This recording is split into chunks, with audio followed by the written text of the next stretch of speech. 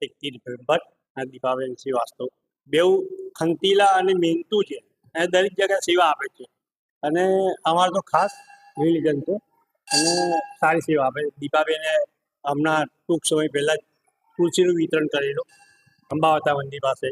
આ બેઉ યંગ છોકરા છે ને બહુ સારી મહેનત કરે અને સેવાય સારી એવી આપે. આજે શ્રાવણ માસનો પહેલો સોમવાર પડ્યો છે અને પબ્લિક જે ભાવિ ભક્તો છે સારા એમને એકત્રિત થઈને માતાજીની પ્રસાદી લઈ રહ્યા મુખ્ય માર્ગ એ માતાજી જે દશામાની પ્રાણ પ્રતિષ્ઠા જે કરે છે એ છોકરાઓ બહુ ખંતીલા અને બહુ મહેનતુ છોકરા છે અને ઘણા છેલ્લા 35 વર્ષથી એ લોકો દર વર્ષે આ રીતના ભંડારો કરે અને આ વખતે તો 5 જણની ઉપર ભક્તજનને પ્રસાદી લીધી છે. બહુ સારી વ્યવસ્થા છે, બહુ સરસ પ્રસાદી છે અને બહુ સરસ કાર્ય કરે છે. હું આ રણુક્તેશ્વર મંદિરનો પૂજારી છું, દિલીપ ભટ્ટ. ત્યારથી જ અહીંયા આવીએ છીએ અને ઉપરવાળાની કૃપાથી કોર્પોરેટર બન્યા છે, પણ જે સેવા ભાવ છે એ રહેશે અને આજીવન રહેશે. તે સેવા ભાવથી હું કેટલાય વર્ષોથી જમાડું છું અને મને એમાં આનંદ આવે છે. આજે દશામાને 35 વર્ષ પૂરા થયા છે અને અહીંયા જે ભંડારો છે એ લગભગ આ 4થું વર્ષ છે.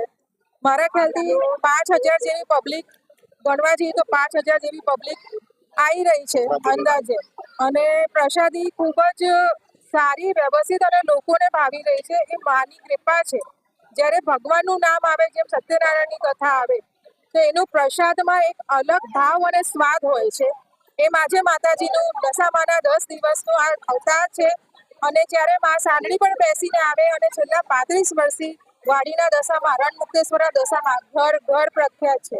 આ આમનો આશીર્વાદ છે અને હું માતાજીને એ જ કૃપા કરીશ કે માતાજી એટલા સક્ષમ બનાવજો મને કે હું દરેકની સેવા ભાવ કરીશ.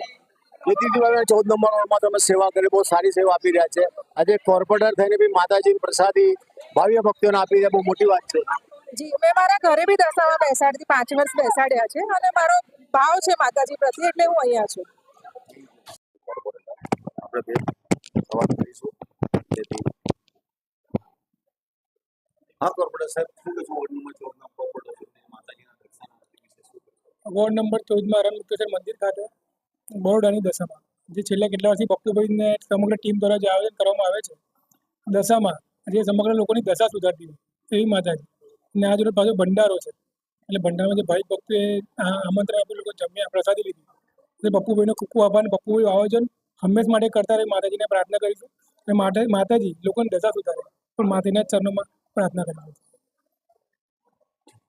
જેથી આપ જોઈ શકો છો કે વોર્ડ નંબર 14ના